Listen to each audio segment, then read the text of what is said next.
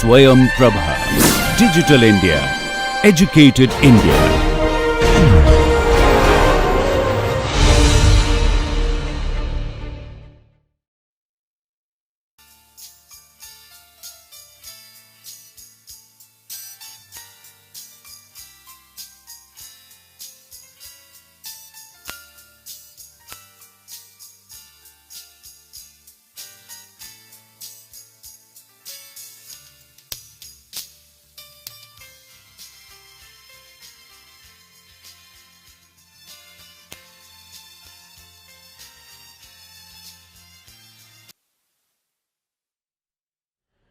Welcome to this lecture number 7 on continuation of this aquifer classification.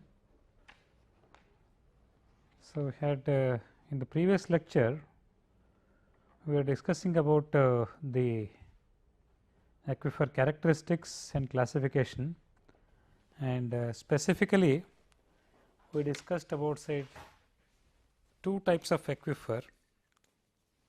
The first one is the unconfined or water table aquifer,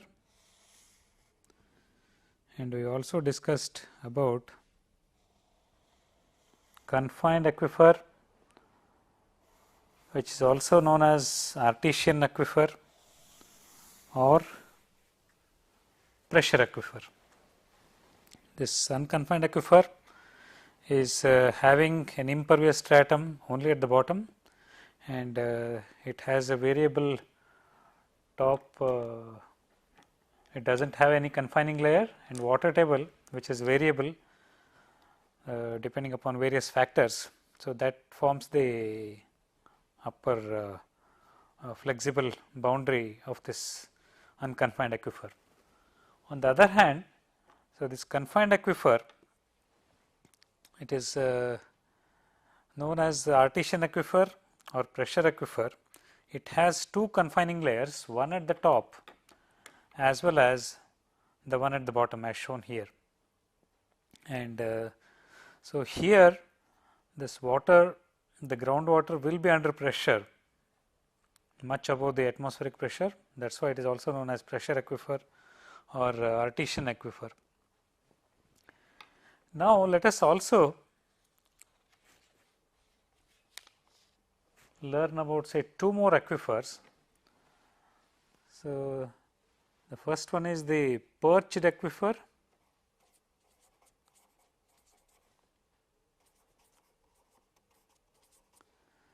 So, this perched means raised aquifer. Essentially, it is a locally raised aquifer. Suppose in a particular area below the ground, there is a small saucer like impervious layer for a limited extent, and over this impervious layer some amount of groundwater gets stored. So, this represents the water table, and so here this represents a zone of aeration, and below that, so this represents a zone of saturation. So, this one represents the perched aquifer. So, the perched actually, so I would like to say this is the perched water table, and this one is the perched aquifer. So, here we should bear in mind that the impervious layer,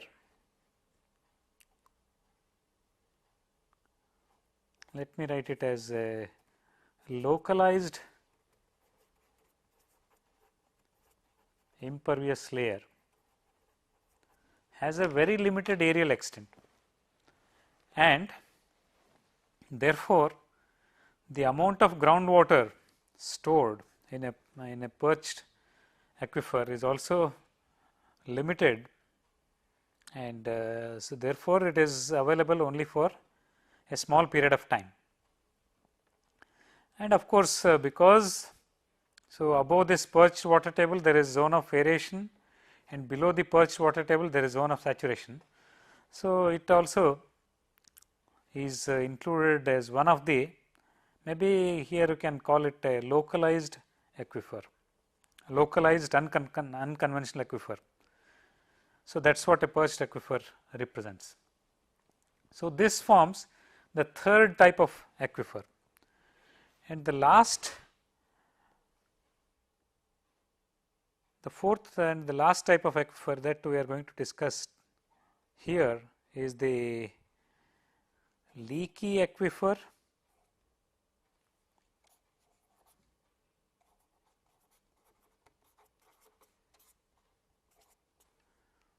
which can also be called semi-confined aquifer. In this case, it is a confined aquifer. The only difference is one of the layers, either the bottom layer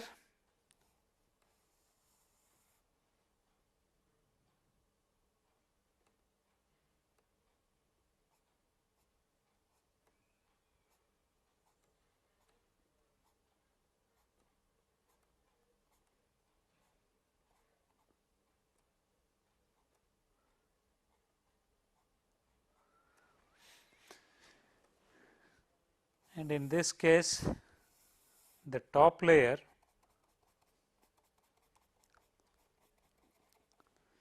so this is a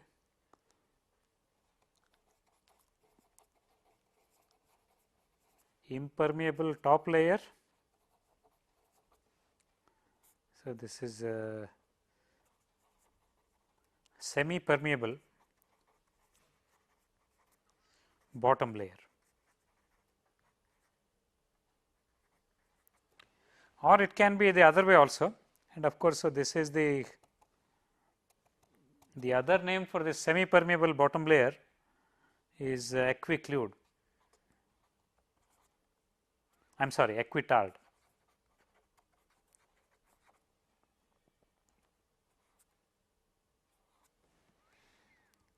And this is the leaky aquifer. It can also be the other way also, that is the top layer may be semi confined, semi permeable or aquitard, and the bottom layer, so in this case so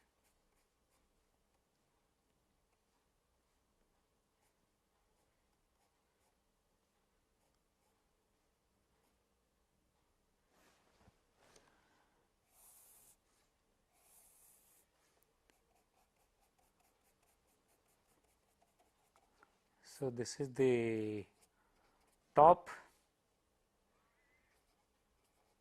aquitard, that is semi permeable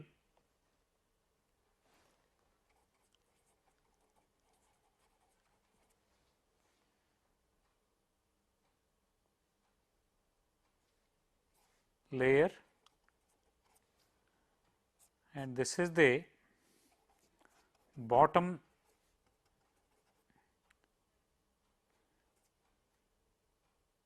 semi permeable or semi pervious.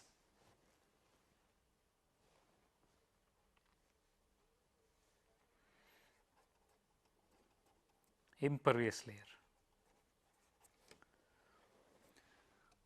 and here this is the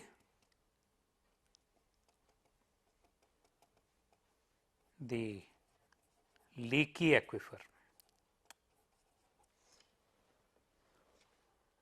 also known as semi confined aquifer. So, in this case, so since the top layer is semi-pervious, permeable or say pervious. So, from the top layer there will be a slow contribution of groundwater into this leaky aquifer.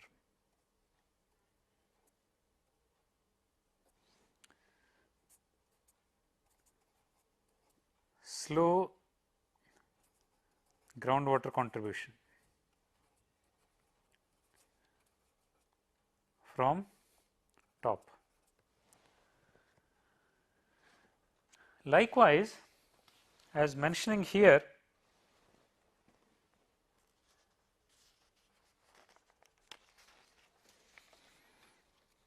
the semi permeable or say semi pervious bottom layer, in this case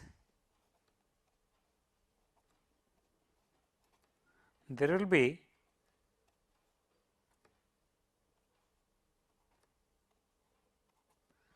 so this represents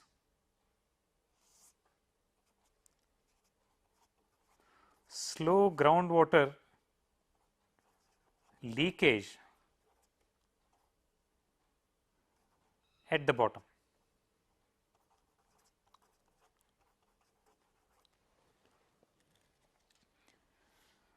So, it is for this reason, so these are known as semi confined aquifers. So, basically here you can say it is on one end either at the top or at the bottom there is a confining layer which is fully impervious, and on the other end the either at, in this case here it is at the bottom and in this case here it is at the top. So, the layer is an aquitard which is semi pervious. Okay. So, these the unconfined aquifer or the water table aquifer, the confined aquifer or the artesian or pressure aquifer, and thirdly the perched aquifer or raised aquifer, we may also refer to as the localized raised unconfined aquifer, and fourthly it is a leaky aquifer or say semi confined aquifer. So, these are the four types of aquifers, and each one of them will yield groundwater depending upon the various factors, and among this one of the important factors which determines the the groundwater yield from an aquifer is known as the storage coefficient,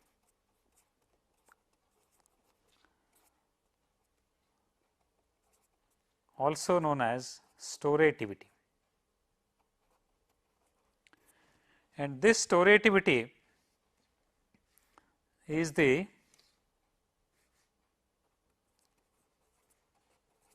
volume of water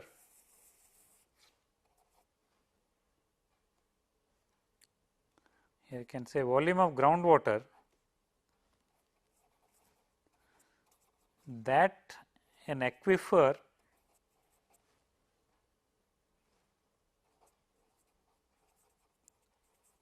releases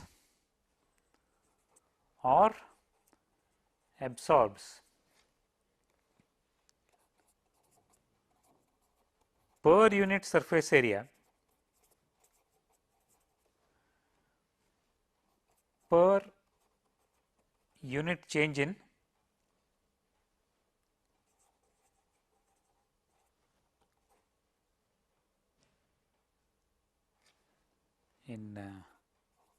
head. Obviously, head is measured perpendicular to the surface area.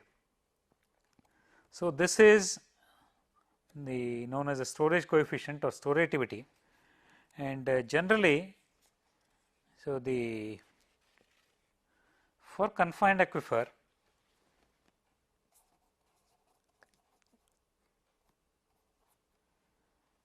and this is denoted by the letter S. Generally for confined aquifers, it is a unitless basically because it represents the ratio of two volumes. For confined aquifers, so this is the storativity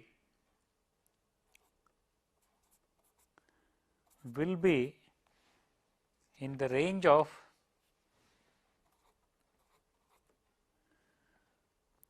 5 to the power 5 into 10 to the power minus 5 to 5 into 10 to the power minus 3. So, this is the storage coefficient, and the specific yield or the total groundwater yield from an aquifer very much depends upon this parameter, and so this storage coefficient is considered as one of the three important formation constants of an aquifer, the other two being the hydraulic conductivity or permeability and transmissivity or transmissibility, which of course we will discuss sometime later in this lecture. So, now we will discuss little bit about the groundwater basins and springs.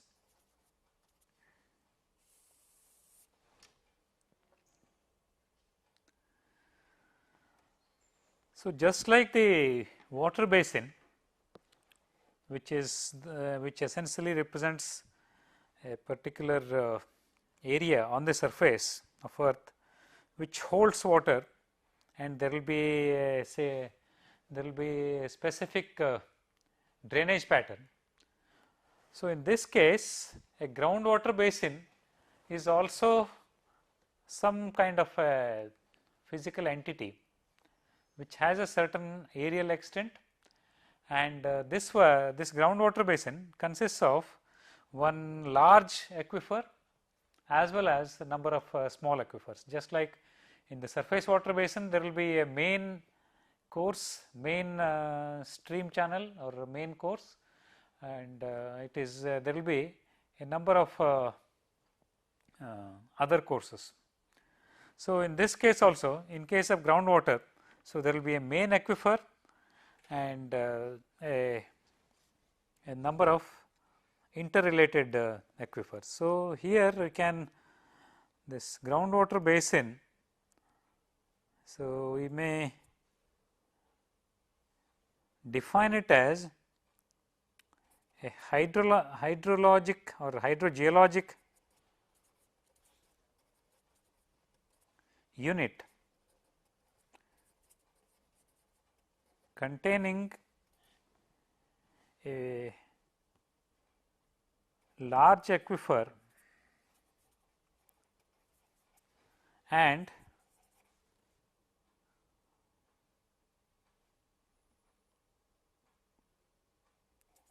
a number of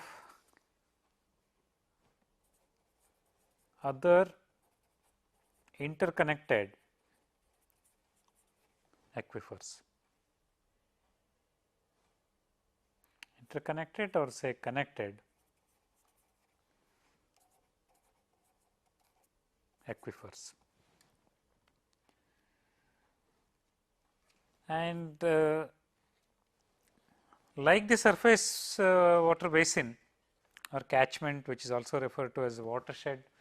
So, this groundwater basin also has storage and this transport, groundwater transport, both are involved, and many times. So, this groundwater basins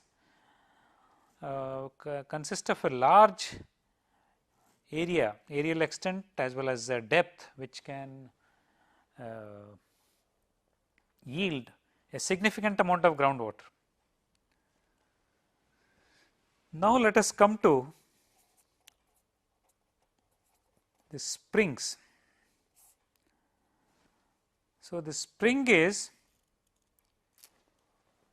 it is basically a water gushing out from the ground surface, is generally known as a spring.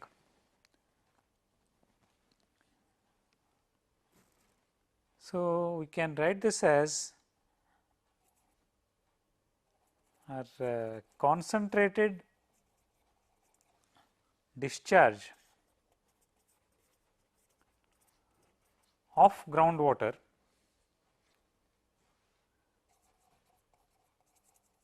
appearing at ground surface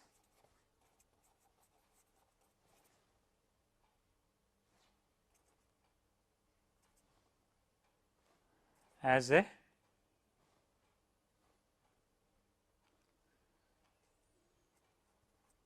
current of flowing water.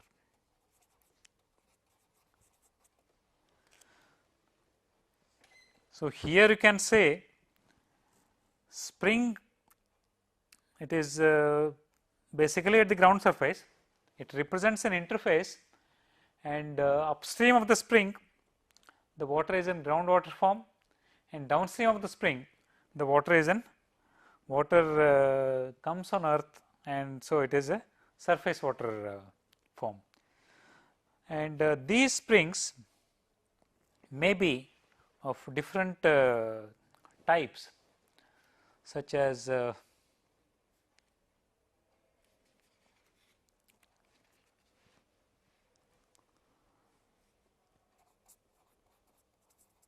here we can say this is types of springs, and of course, so this the springs, in this the water may come out as a current either in the normal temperature, or it may come out as a current of a hot or a higher temperature. So, like this, so the spring can be either a normal water spring or a hot water spring. So, in this in the normal water spring, the temperature is the normal temperature, and which are generally referred to as simply springs.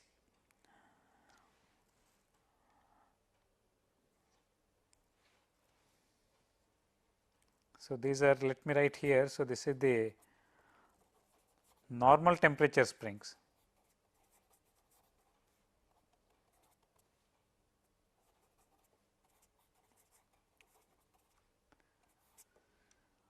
So, the various types, let us discuss few of them.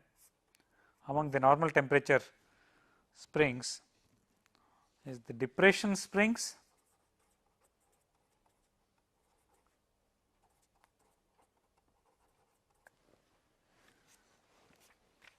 followed by contact springs,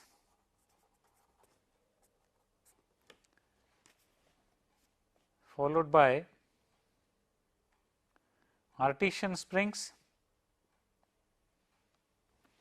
or say fracture artesian springs,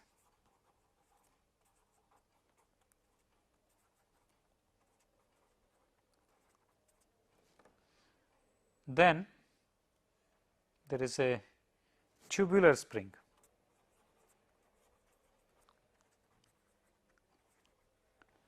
So, these are the four important types of springs. Now, let us discuss briefly about each one of them. So, here let us consider, say suppose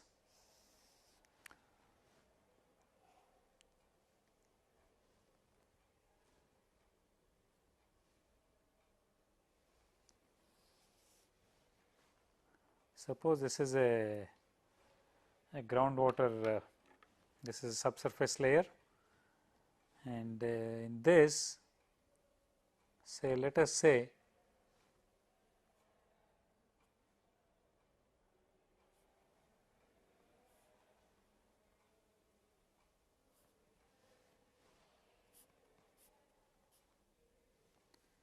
so, this is the ground level,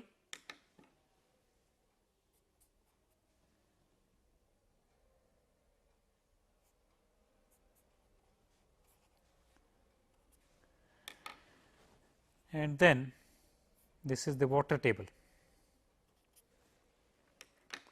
So, here at this point the water table meets the ground level, and so therefore, here this we have what is known as a depression spring, through which the water gushes out from us. And suppose there is some as normal, even if we create a very small depression, so the water gushes out through there. So, this is the first type of spring. Next, we have what is known as the contact spring, and in this contact spring, suppose we have a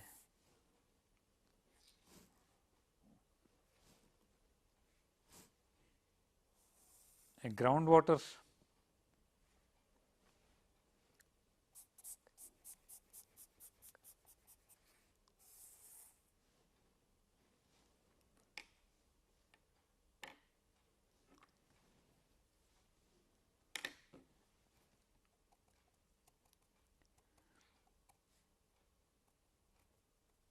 a mound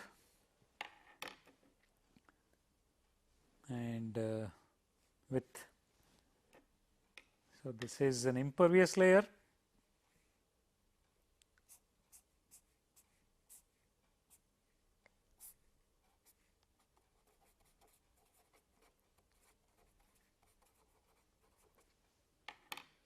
and here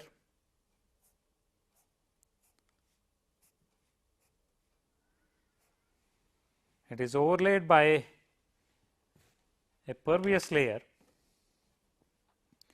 and in this, so this is a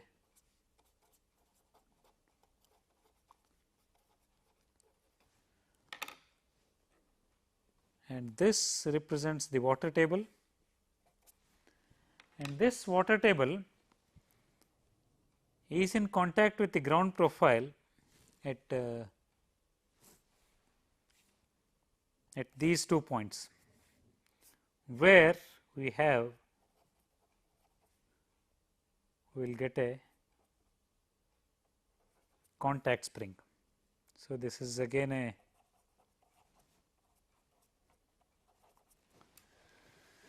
so essentially here what happens is, so the water slowly gets released from this contact spring, and then it flows along the impervious layer of this soil or rock mound, and so eventually, so it may join a stream or it may join a lake or any other surface storage area like that. So, essentially this contact spring is found, and of course, in this case, unlike the depression spring, so generally the water the current velocity will be slightly less. Now, the third one, let us is the fracture artesian spring, wherein we have, suppose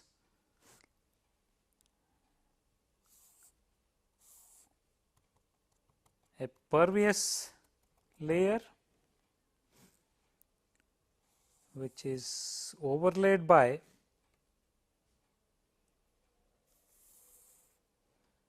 an impervious layer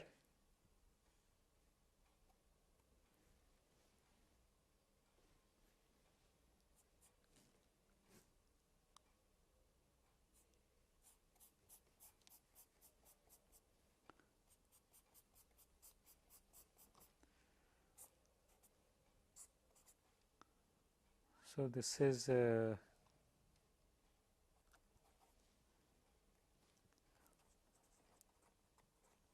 impervious layer. Again, this is also an impervious layer.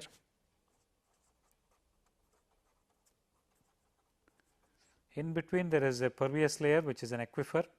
So, this is a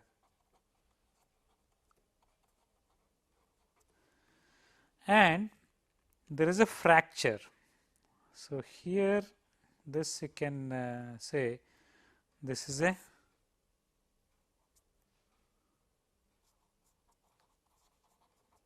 fractured rock.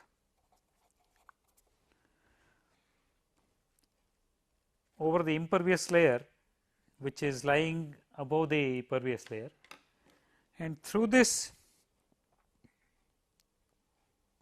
fracture the water gushes out through what is known as fracture artesian spring.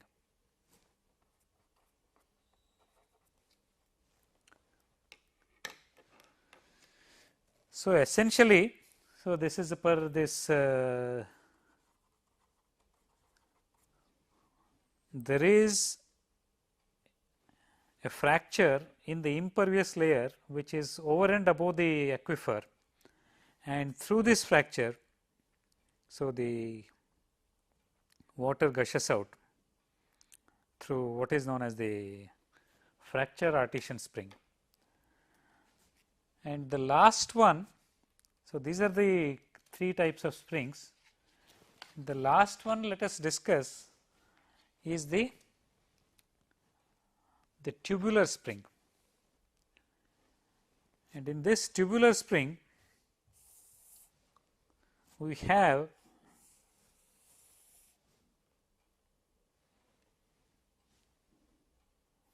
suppose this is a fractured rock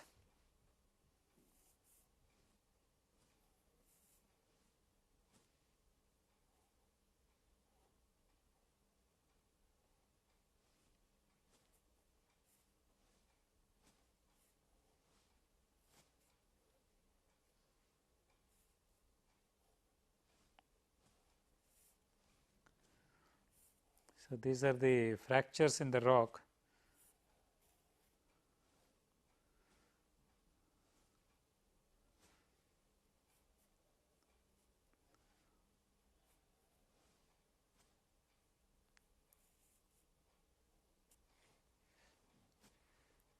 And suppose this is the level up to which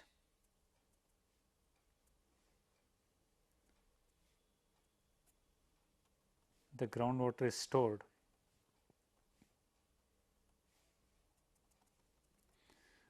And obviously, the same level is maintained here also, and here at this point.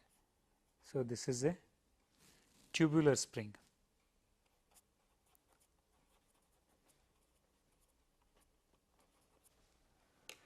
And here you can say,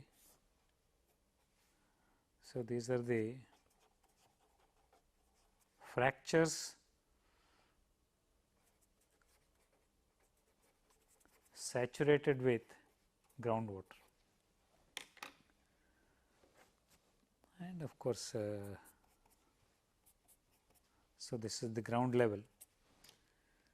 So, because here the fracture continues up to the ground, and then the groundwater stored in these fractures, the level of groundwater stored in these fractures is above this the level of tubular spring. So, the water gushes out as a spring. So, these are the four types of springs. And now, let us also discuss about the high temperature springs, which are known as say thermal springs. They are also known as geothermal springs.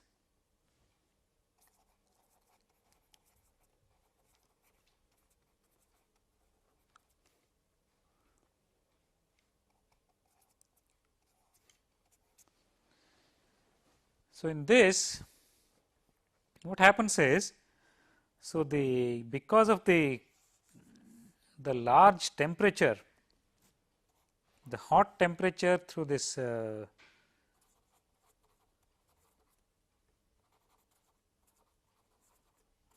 cooling magma chamber. So, this is the heat getting released, and what this does is,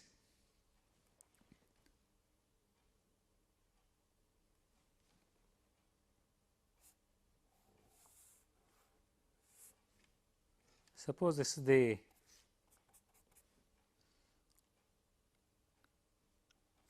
so here the surface water gets released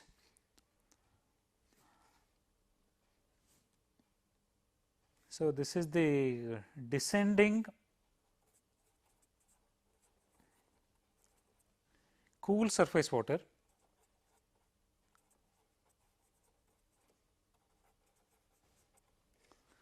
and here of course we have a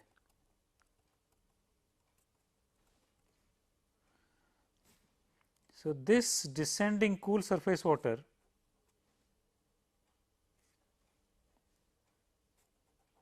comes in contact with the heat released through the cooling magma, and then here so this is the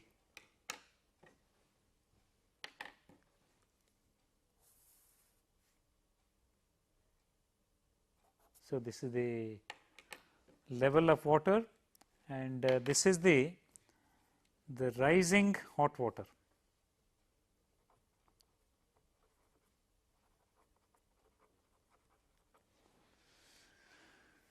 So, when this descending cold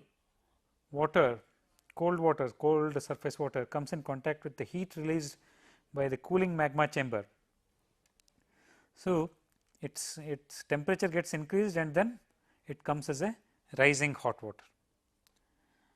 So, here so this is the hot spring or geyser,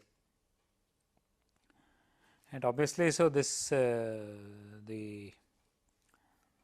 there will be many. So, this cooling magma chamber is at a great depth, something like say 3000 meters or so, and because of that, so the thermal springs, and many times so they will also have say other mineral ingredients, and so these cooling springs are available in can be these hot water springs, or say thermal springs or geothermal springs can be found in different parts of the world, such as say New Zealand. There are ample amount of sun, and many times so this geothermal springs are also used in this generating electricity. So, these are some of the springs. So, initially we saw the four normal temperature springs, or simply the springs, and followed by we also discussed briefly about the geothermal, or say thermal spring, or hot water spring. Now, so this is so far we have discussed about the groundwater storage or occurrence part of it. Now, let us discuss little bit about the Darcy's law, which essentially represents the basic equation or basic law governing the groundwater movement. So, here, so this Darcy's law, we can state this as the discharge Q is equal to, so firstly it was stated as the discharge is proportional to I into A. So, this Q is the discharge.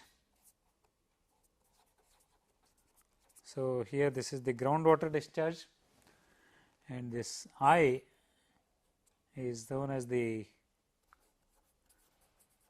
hydraulic gradient.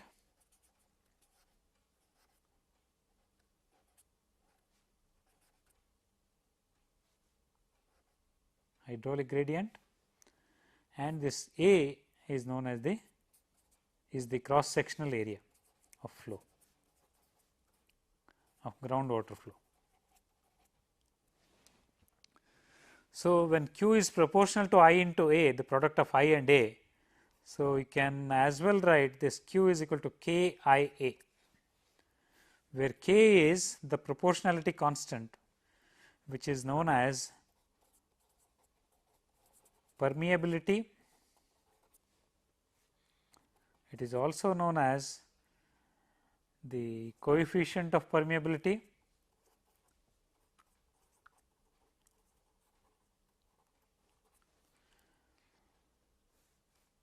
or it is also popularly known as hydraulic conductivity.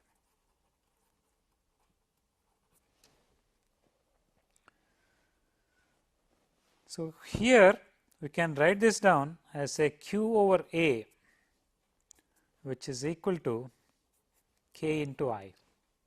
So, this Q over A is also equal to the velocity, and in this case it is the, here I can take it as the apparent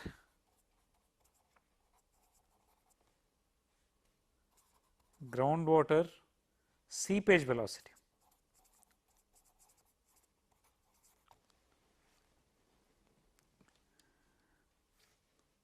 And here the left hand side has the dimensions of velocity. So, for this equation to be dimensionally homogeneous,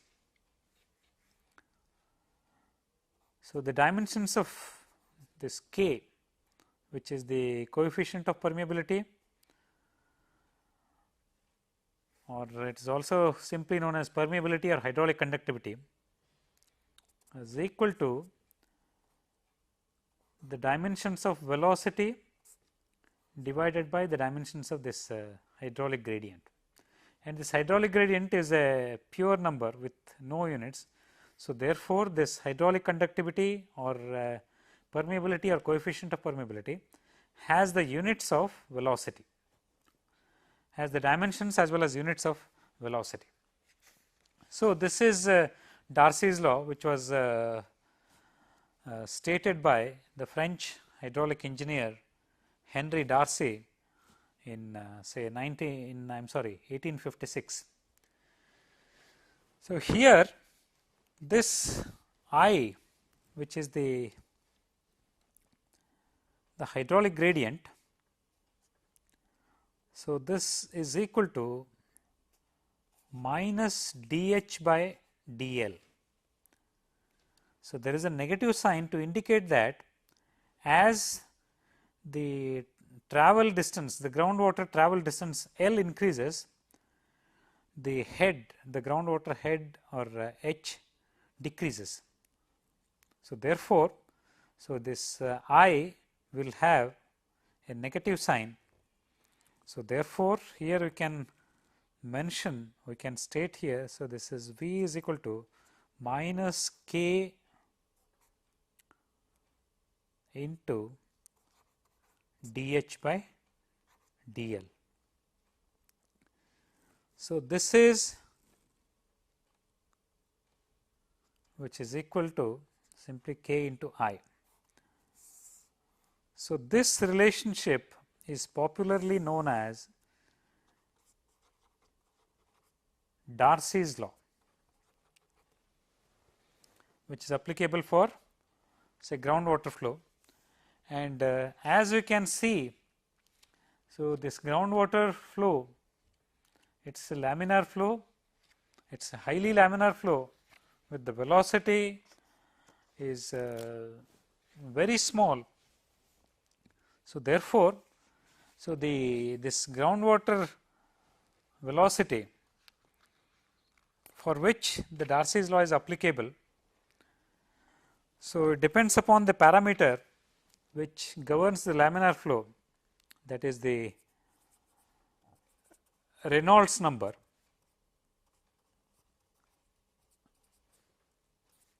Here we can denote this as Re. So, this for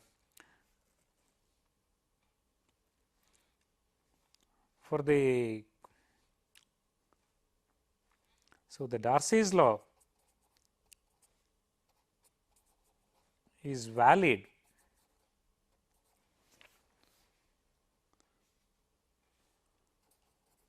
for Reynolds number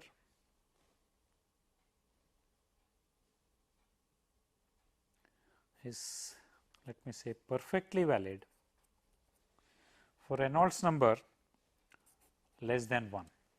And here we know this Reynolds number, it is defined as the ratio of inertia force to viscous force, and mathematically it is equal to rho v d by mu, where rho is the density, v is the velocity, d is the characteristic dimension, and mu is the viscosity or the coefficient of viscosity.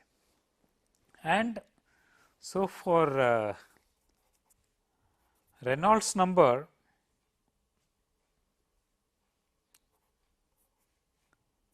greater than 1 and less than 10, so the Darcy's law is more or less applicable.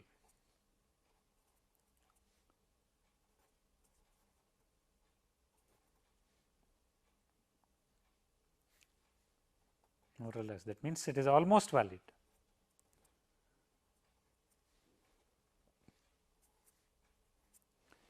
So, only when the Reynolds number exceeds this 10, which is very rare in case of groundwater flow. So, then this the Darcy's law will not be valid. And also we know that as per the Hagen-Poiseuille equation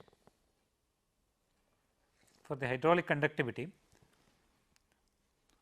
so this coefficient of permeability can be expressed by C dm square into gamma by mu. So, this is by analogy with Hagen-Poiseuille flow.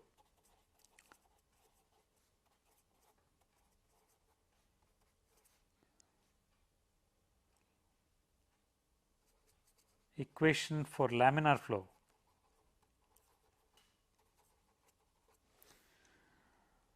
So, this coefficient of permeability, so here this C is the shape factor and this dm is the mean particle size,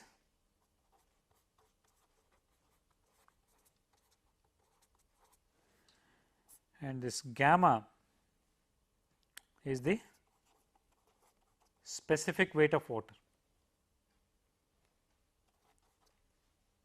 fluid, and of course, in case of groundwater it is a water. Okay. And obviously, so this mu is the viscosity,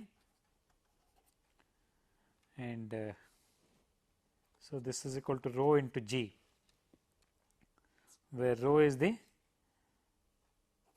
density of water.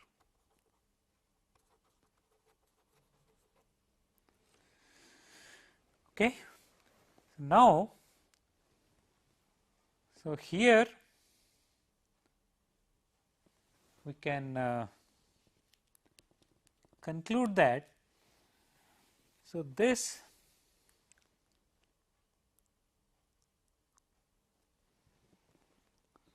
K is equal to C dm square, and this gamma, which is rho into G, and this G, if we express it as the denominator of the denominator, so this will be, no, this is G, and I am sorry, this gamma, if I express it as denominator of denominator, so then, so this is the kinematic viscosity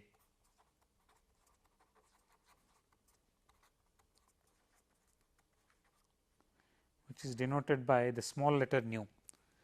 Therefore, the hydraulic conductivity or the coefficient of permeability or permeability is inversely proportional to the kinematic viscosity of water.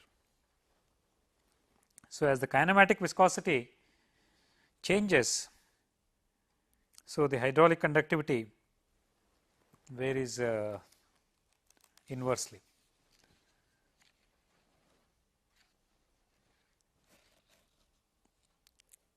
So, here this term, the C dm square, it is denoted by K 0, which is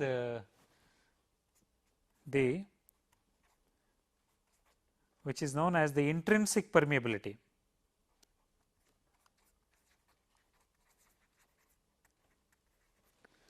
So, obviously, so this C dm square, it has nothing to do with the fluid properties, it has only to do with the properties of the flow medium, which is soil or rock in this case. So, here, so this intrinsic, of course, so this intrinsic permeability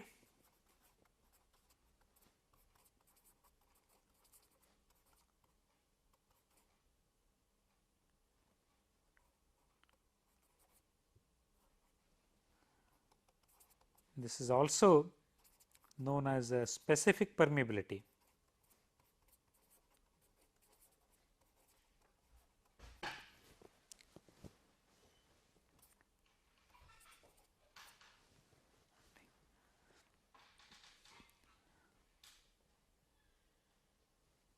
Is related with the permeability by the equation K is equal to K 0 into G divided by nu. So, this and the dimensions of this intrinsic permeability has the dimensions of this dimensionless constant as well as dm square. So, it has the dimensions of say length square. So, this is the intrinsic permeability, which has so this is a function of the flow medium only.